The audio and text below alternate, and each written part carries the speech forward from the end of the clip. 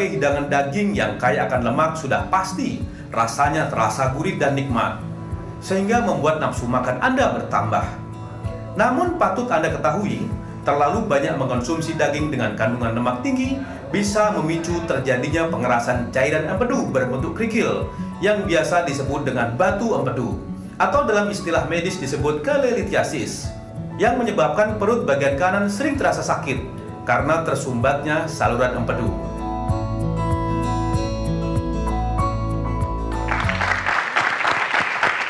Kembali dalam acara Ayo Hidup Sehat. Pemirsa, bersama saya sudah Dr. Wismandari, Wisnu, seorang dokter spesialis penyakit dalam, konsultan endokrin dan metabolisme. Nah, Dr. Wismandari, saya yakin di antara penonton di studio juga dan pemirsa di rumah, banyak yang seperti saya. Kenapa tuh? Memang udah tahu sih sebenarnya kalau makanan berlemak itu memang kurang baik dong untuk kesehatan kalau terlalu banyak konsumsi. Tapi terlalu enak dan godaan itu susah untuk ditolak memang. Sulit dihindari ya? Sulit dihindari sebenarnya, susah ditolak. Nah, tadi udah ngomong-ngomong mengenai kolesterol itu ada hubungan dengan batu empedu. Ya. Nah, batu empedu itu sebenarnya adanya di mana, Dr. Wismandari? Ya. Jadi kita pertama biar orang-orang sadar dulu ya di mana sih itu sebut-sebut empedu gitu. Jadi kalau kita lihat secara keseluruhan tubuh tuh bentuknya seperti ini ada paru. Nah, kita kalau ini hati ya, itu letaknya di perut cenderung ke sebelah kanan atas. Kalau dibalik, ya nggak dibalik sih kalau aslinya ya. Ini ada gini ya, ini dari depan. Di antara hati ini ada suatu kantong yang kita sebut sebagai kantong empedu atau kandung empedu ya. Nah, di sini yang kita sebut suka ada cholelithiasis tadi atau batu di kantong empedu adanya di dalam kantong ini gitu. Nah, kantong ini sebenarnya manfaatnya ada ya, Dr. Wismandari ya. Oh, tentu dong. Kalau nggak diciptakan sama Tuhan kan gitu. Ya, jadi fungsi dari kantong empedu atau empedu itu sendiri adalah menghasilkan cairan empedu. Nah, cairan empedu ini fungsinya adalah mengemulsikan atau memetabolisme lemak yang kita makan. Ya, mencerna lemak lah ya. Iya, mencerna lemak. Jadi kalau kita ada makan makanan yang berlemak, nah itu seperti diolah lah oleh si cairan empedu ini gitu. Jadi kalau si empedunya ini tidak menghasilkan cairan yang cukup, jadi lemak yang dimakan itu tidak tercerna dengan baik, sehingga itu akan mengumpul gitu di peredaran darah kita gitu. Nah, di sini di kantung ini bisa menghasilkan batu juga ya? Bukan cuma batu akik ya dari sini. Bisa batu apa aja. Nah, tadi batu empedu tadi itu sumbernya dari mana aja kok bisa ada batu di sini? Jadi batu empedu itu yang paling sering memang kebetulan kolesterol. Terbuat dari kolesterol. Makanya sangat tidak disarankan untuk makan kolesterol terlalu banyak karena itu akan menjadi bahan dasar terbentuknya batu kolesterol tersebut. Batu kolesterol itu batu empedu itu yang paling banyak, itu sekitar 80% batu-batu yang kita lihat sini ya. Jadi batu yang bisa muncul di kandung empedu atau gallbladder ya bahasa Inggrisnya itu adalah terbuat dari kolesterol ya 80%. Jadi sebagian besar itu memang terbentuknya karena itu. Tapi batunya sendiri sebenarnya ada terbuat dari bahan lain juga, yaitu dari kalsium juga. Kemudian ada pigmen bilirubin gitu ya. Nah, itu hal-hal tersebut jarang sekali bikin sampai timbulnya batu. Yang paling sering memang kolesterol. Tapi bukan nggak mungkin ada yang lain juga ya gitu. Nah, jadi memang ini tadi ya 80% berasal dari kolesterol. Memang kalau makan makanan yang berlebihan itu memang bahaya memang kalau gitu. Apa aja yang berlebihan itu nggak boleh gitu ya. Betul. Tapi sebenarnya ada penyebab lain juga. Saya pernah menemukan beberapa pasien ternyata penyebabnya adalah infeksi. Kita tahu angka tifus itu di Indonesia tinggi ya. Nah, sering ya nggak sering sih tapi lumayan beberapa kali saya temukan pasien tersebut ada batu kandung empedu masih muda, di mana itu sebenarnya sangat jarang terjadi. Ternyata penyebabnya adalah tifus yang berulang-ulang. Sehingga akhirnya menimbulkan terbentuknya batu di kandung empedu. Jadi batunya batu infeksi sebenarnya itu juga bisa gitu. Nah, Dokter Sila atau Mbak Nina mungkin mau komentar sepertinya mau nanya nih karena batu empedu kan sering sekali terjadi pada perempuan nih Mbak. Gimana, takut atau? Iya sih Dok, apalagi saya hobinya makan makanan nasi Padang gitu ya. Kadang-kadang kan orang berpikir bahwa oh orang kurus tuh enak ya jauh dari kolesterol gitu. Padahal nggak juga ya Dok ya? Nggak juga, itu kita udah beberapa kali membahas bahwa ternyata orang yang berpenampilan kurus itu tidak menjamin bahwa kolesterolnya akan lebih baik dibanding yang gemuk. Jadi memang yang perlu diwaspadai kalau misalnya sering terasa mual-mual, kemudian nyeri tidak enak di perut kanan atas gitu ya, dan itu bolak-balik kalau bisa lebih spesifik nih Mbak, berasanya itu kalau habis makan makanan berlemak baru muncul.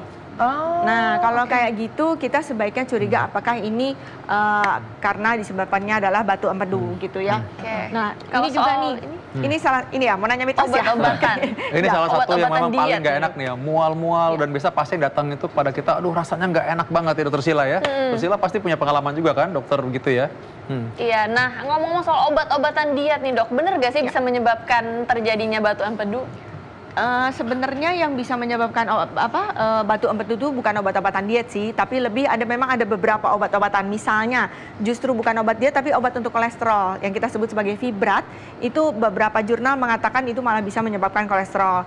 Kemudian obat-obatan yang mengandung estrogen itu juga bisa menyebabkan batu empedu gitu ya. Ini estrogen ini hormon yang berhubungan kewanitaan. Hormon gitu dengan ya. Berarti kalau kewanitaan, pakai makanya pil banyak KB perempuan. itu bisa memicu terjadinya batu empedu dong dok? Kalau dibilang bisa apa tidak, iya, jawabnya bisa. Tapi itu kan ada kadar-kadarnya ya. Kalau memang berlebihan bisa. Kemudian salah satu hormon juga misalnya progesteron. Itu juga progesteron tuh hormonnya malah kebalikan ya, hormon laki-lakian. Tapi yang biasanya banyak pada perempuan yang banyak melahirkan. Jadi hamil beberapa kali. Itu juga progesteronnya tinggi. Nah pada saat progesteron tinggi, itu kontraksi dari si kandung empedu ini menurun. Sehingga cenderung untuk stuck ya, cairan empedunya tuh stuck di dalam, macet di dalam, jadi nggak keluar. Nah itu cenderung Mbak Nina batu mau lagi. nanya nih, Iya, aku udah kayak di kelas yang mau tanya. Karena deh. takut tadi udah ngomong suka makanan berlemak, tiba-tiba ada begini. Enggak, berarti caranya kita sebagai, apalagi perempuan ya, untuk menghindari supaya nggak kena batu empedu tuh selain menghindari makanan-makanan yang berlemak, itu tuh apa berarti dok? Kalau menghindar kayaknya cuma bisa itu ya, karena agak sulit kita benar-benar menghindar. Selain tadi makan-makan berlemak, yang paling kita tidak bisa menghindar adalah adanya faktor genetik, faktor keturunan. Nah itu apalagi udah nggak bisa lagi kan dihindar. Jadi yang bisa dihindari paling yaitu makan makanan berlemak. Dan kalau ada keluhan yang nggak enak di perut, ya mungkin kita sekali-sekali kita lakukan USG, yang paling gampang tuh USG. Dilihat nih mah biasa atau mah yang ke kandung empedu. Iya, benar. Nah, memang untuk menghindari makan berlemak itu butuh iman yang kuat, Mbak. Nah, ini ngomong-ngomong mengenai yang berikutnya lagi, orang sering kadang-kadang menyalahartikan atau mungkin salah persepsi antara sakit mah dengan sakit batu empedu ini, dokter. Ya. Ya. Sebenarnya sakit mah itu kan kalau istilah kita namanya dispepsia ya. Itu memang salah satu gejala dari batu empedu. Jadi mau dibilang sakit mah ya antara benar dan enggak sih. Karena keluhannya memang ya keluhan orang sakit mah. Ada mual, kadang bisa sampai muntah. Kalau yang hebat sampai muntah-muntah ya gitu. Jadi memang keluhannya sama persis dengan keluhan orang sakit mah yang di lambung. Tetapi ini agak lebih hebat rasanya dan bisa sampai menjalar ke punggung gitu. Kalau yang berat sampai ada peradangan itu bisa sampai demam gitu ya. Nah udah kayak gitu sih nggak ada jalan lain, memang harus ke rumah sakit gitu. Tapi justru yang bahaya yang gejalanya tanggung ya, yang cuman mual-mual kayak orang sakit mah biasa, itu ya sama persis gejalanya. Jadi mesti waspada tuh ya semua ya, pemirsa di rumah juga. Kalau mau check up tuh dok, berarti semua check up, USG segala macamnya gitu kan, biasanya kita check up setahun sekali gitu kan dok, untuk melihat kondisi kesehatan kita gitu. Berarti itu disarankan tuh buat check up di USG sekalian gitu ya dok ya? Kalau ada keluhan perut sangat disarankan dilihat, karena itu gampang, nggak invasif ya, cuman ditempel aja gitu loh. Itu langsung bisa melihat banyak sekali, bukan hanya batu yang bisa dilihat, banyak banget. Jadi disarankan. Oke, nah ada mitos atau fakta nih dok, bahwa apel bisa membersihkan batu empedu, bener gak tuh dok? Membersihkan batu empedu dengan apel. Dok. Dengan apel. Jadi makan apel bisa membersihkan batu empedu katanya. Oh oke.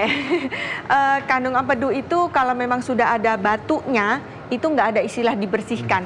Karena dia tersembunyi di dalam kantung tadi itu gitu, jadi nggak bisa keluar, udah nggak bisa gitu ya.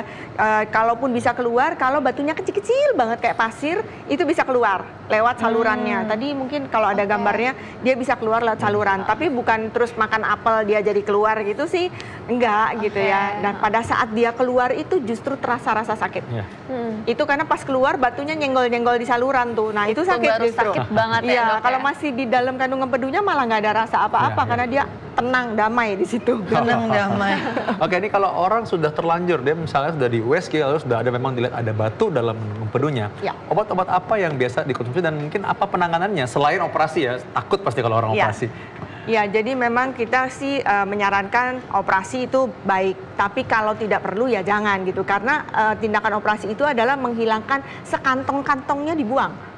Jadi bukan batunya aja yang dibuang, tapi sekantong-kantongnya dibuang. Jadi kan tadi sudah dibilang bahwa dia punya fungsi sebenarnya, fungsi untuk mengemulsikan lemak atau memproses lemak. Jadi kalau dia nggak ada, yang memproses lemak kan jadi nggak ada.